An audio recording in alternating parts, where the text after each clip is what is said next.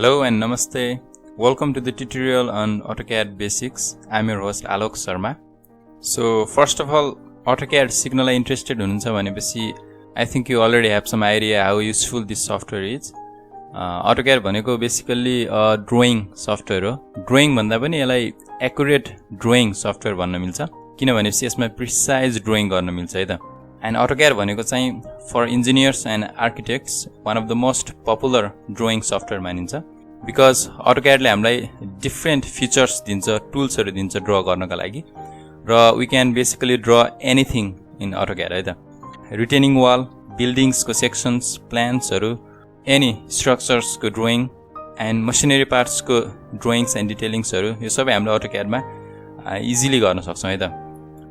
So this is the first video on AutoCAD tutorial and in this video हामीले AutoCAD र user बीचको interface को कुरा गर्छौं है त. हामीले AutoCAD सफ्टवेयर सँग कसरी इन्टरेक्ट गर्छौं भन्ने कुरा चाहिँ युजर इन्टरफेस को कन्टेक्स्टमा आउँछ. सो यदि AutoCAD खोल्नु भयो भने चाहिँ सबभन्दा पहिला तपाईले स्क्रिनमा देखाएको जस्तो भ्यू देख्न सक्नुहुनेछ है त. And since I have said that यो ट्युटोरियल चाहिँ AutoCAD बेसिक्स हो, so I will explain in a way that तपाईले AutoCAD चाहिँ फर्स्ट टाइम खोल्दै हुनुहुन्छ है त.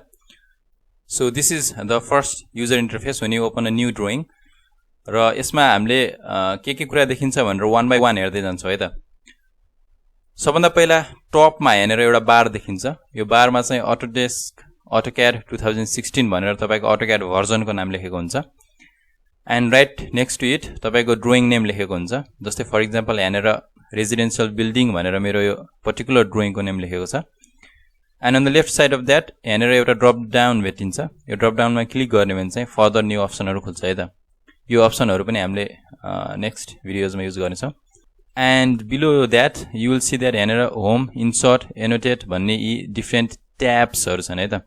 यसलाई हामीले ट्याब्स भन्छौं. होम ट्याब र इन्सर्ट ट्याबमा क्लिक गर्ने भने चाहिँ हेरेर डिफरेन्ट भ्यू खुल्छ.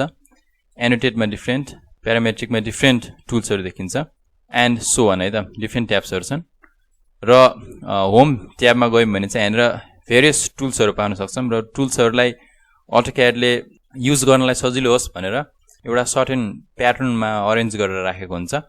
फर एक्जाम्पल यो सबै भनेको चाहिँ ड्राइङ टुल हो है त. हेरेर ड्र लेखेको छ एन्ड यी सबै भनेको चाहिँ मोडिफाई टुल हो.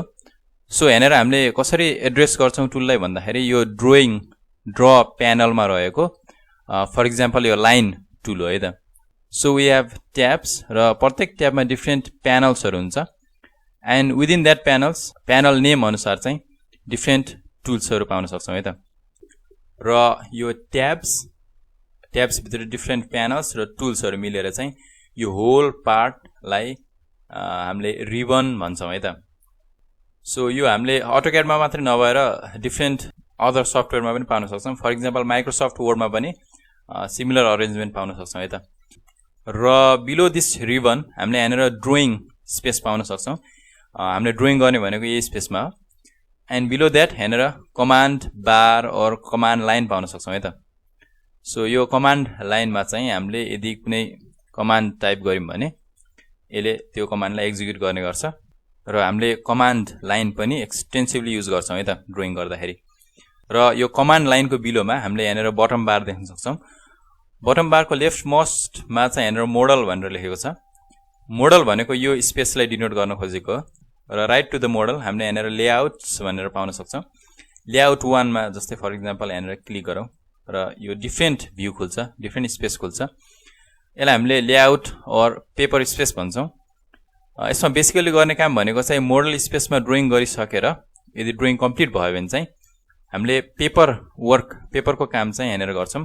हामीले प्रिन्ट गर्नलाई चाहिँ पेपर साइज कत्रो चुज गर्ने, ड्राइङ स्केल कति राख्ने भन्ने कुरा चाहिँ आफ्टर ड्राइङको कुराहरु चाहिँ हेरेर गर्छौं है त. ड्राइङलाई पेपरमा कसरी प्रेजेन्ट गर्ने भन्ने कुरा चाहिँ हामीले लेआउट और पेपर स्पेसमा काम गर्ने गर्छौं.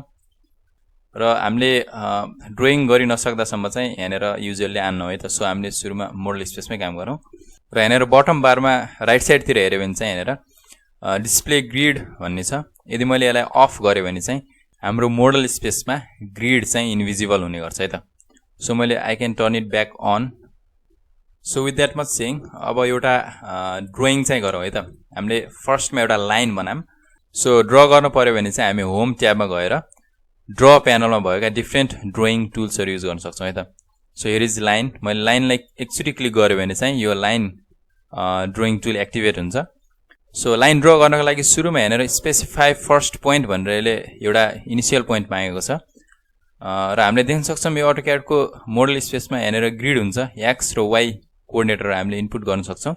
सो फर्स्ट पोइन्टमा चाहिँ हामीले लेट अस सपोज 3 3 भन्ने कोअर्डिनेट इनपुट गर्नलाई हामीले लाइनको स्टार्टिङ पोइन्ट कसरी इनपुट गर्ने त भन्दा सुरुमा चाहिँ हेरेर एउटा अगाडिको बक्स एक्टिभेट भइरहेको छ, हेरेर मैले 3 हान्छु र नेक्स्ट बक्समा वाई कोअर्डिनेट राख्नको लागि चाहिँ मैले ट्याब युज गर्छु है त। किबोर्डको ट्याब दबायो भने चाहिँ I will move to the next box and I will input 3 है त। र इन्टर हान्यो भने चाहिँ 3 3 भन्ने एउटा कोअर्डिनेट चाहिँ मेरो लाइनको as a first point fix भइसक्यो है त। नाउ आई विल सी दुईवटा अप्सन देखाइरहेको छ यहाँनिर मलाई इनपुट गर्नको लागि, एउटा चाहिँ डिस्टेन्स र एउटा चाहिँ एङ्गल। डिस्टेन्स र एङ्गल बिचमा स्विच गर्नको लागि मैले फेरि किबोर्डको ट्याब की युज गर्छु। यहाँनिर ट्याब दबायो भने चाहिँ म एङ्गल र डिस्टेन्समा स्विच गर्न सक्छु है त। So first of all I want fix the angle to 45 degree. 45 degree मैले एङ्गलमा राखेँ भने चाहिँ र इन्टर नगरेर मैले यहाँनिर ट्याब दबाउँछु र यसरी एङ्गल चाहिँ लक भइसक्यो र नेक्स्ट मैले चाहिँ अब सिम्पली लाइनको लेन्थ इनपुट गर्छु है त। लेन्थ चाहिँ फर इक्जाम्पल 10 युनिट्स मैले इनपुट गरेँ र इन्टर गरेँ भने चाहिँ यहाँनिर मेरो लाइन चाहिँ कम्प्लिट भइसक्यो र यसले फर्दर कन्टिन्युस अर्को लाइनको लागि इनपुट माग्छ। I don't want to do that. So मैले स्केप की किबोर्डको स्केप की हिट गरेँ भने चाहिँ म यो टुलदेखि स्केप हुन्छु र तपाईँले देख्न सक्नुहुन्छ मैले एउटा लाइन बनाइसकेँ है त। So that is all. यो भिडियोमा चाहिँ हामीले सिम्पल युजर इन्टरफेसको कुराहरू गऱ्यौँ। मैले tabs, panels, tools, model line layout space भनेको के हो भन्ने इन्ट्रोड्युस गरेँ र एउटा सिम्पल लाइन चाहिँ हामीले स्क्रैचदेखि ड्र गऱ्यौँ। So this much in this video. I will C you in the next one.